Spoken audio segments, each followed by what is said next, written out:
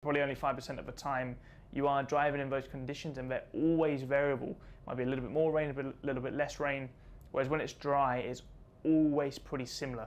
So you've got to be on your toes, you've got to be very dynamic and adaptable in those wet conditions.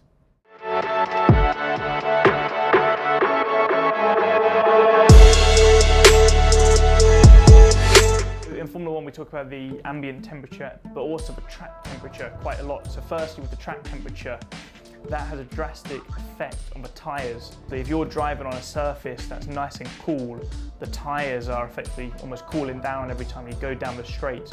Whereas if that circuit is roasting hot, you're basically driving on top of a saucepan almost, and that's heating the tyres. It doesn't offer you as much grip, and that's directly related to sunlight. So if it's a cloudy day, even though it may be hot, the track temperature drops. If it's day or night, so the night races, the track temperature is always lower for those obvious reasons. But also the colour of the tarmac.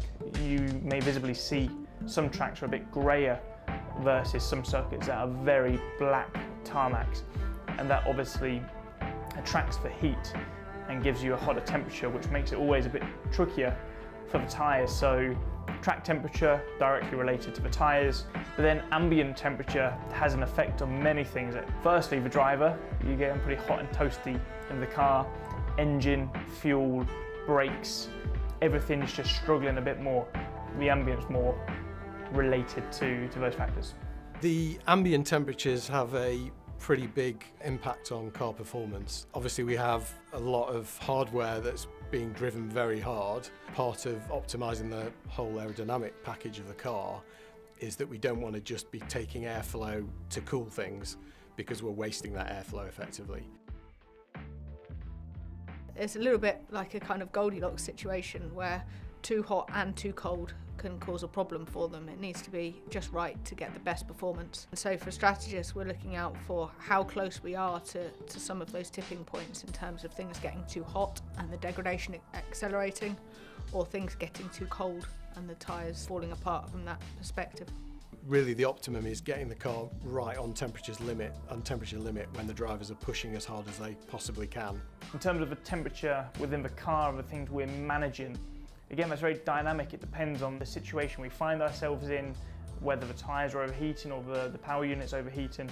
Sometimes in a perfect scenario, everything's right on the limit, you don't have to manage anything and you're driving flat out.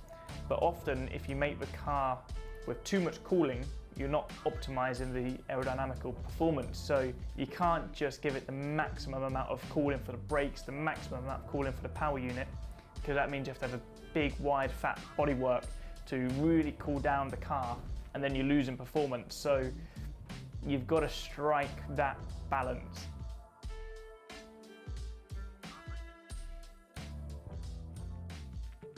Montreal typically can be quite difficult for cooling the car.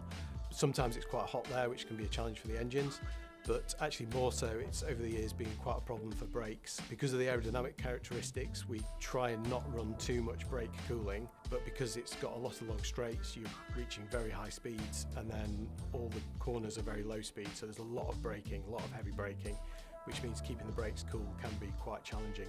Another aspect of cooling is actually considering the driver.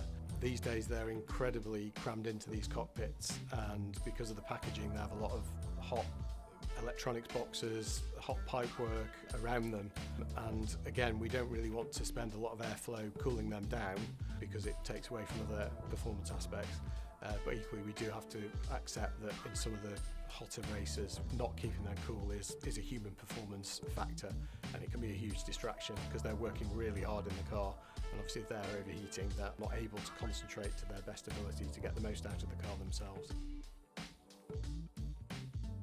In terms of climatic conditions, initially it's all about historical data. We start really paying attention to the forecast about a week out from the event, because that's when it's really accurate enough to start factoring into our preparation. The main differences between driving in the dry and driving in the wet, firstly is just the visibility and rain and water being on the track, which makes it incredibly slippery. It's very easy in the wet conditions to make a mistake. And also because it doesn't rain that often during a Formula 1 season, you don't get that many laps and that much experience in the wet. So we probably do 95% of the season in the dry. Probably only 5% of the time you are driving in those conditions, and they're always variable. Might be a little bit more rain, a little bit less rain. Whereas when it's dry, it's always pretty similar. So you've got to be on your toes, you've got to be very dynamic and adaptable in those wet conditions.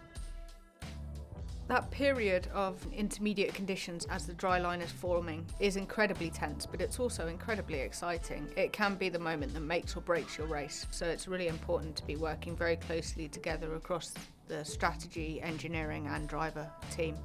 Who makes the decision it really depends on the race. If you've got nothing to lose, then you'll often be looking to be quite aggressive with that transition, at which point the driver is a key decision maker. Really, he's the only one who knows how it feels and whether it will be safe to risk going to slicks. On the other hand, if you've got things to lose, then you're unlikely to be the first car to go and take that risk. So then the strategy team have a much bigger impact on the decision, because we can see all the data coming in. We can see the GPS on how the drivers who have transitioned are getting on, and often we can make that call with more information than the driver, so they will be led by us. When it's into conditions going to slicks onto the dry tyre, you're looking for that dry line on the track. So we as racing drivers tend to drive on the same racing line, and that's where it dries the track.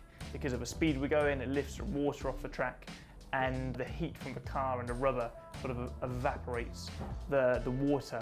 So you're looking for that dry line, but then you're looking if it's dry throughout the whole track, because it may be dry on 75% of the track, but if that quarter of the circuit is still very, very wet, if you're on the dry tyres, you probably won't even be able to get around the corner.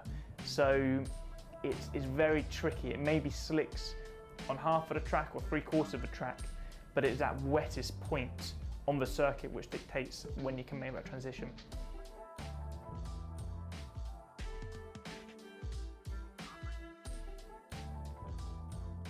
The perfect weather conditions don't exist for a driver. Whatever we are fastest in on the day are the perfect conditions, and I think sometimes that's in wet conditions, sometimes everything's working well when it's hot and sunny, or dry and cold and a bit misty, so it's only perfect when you're winning.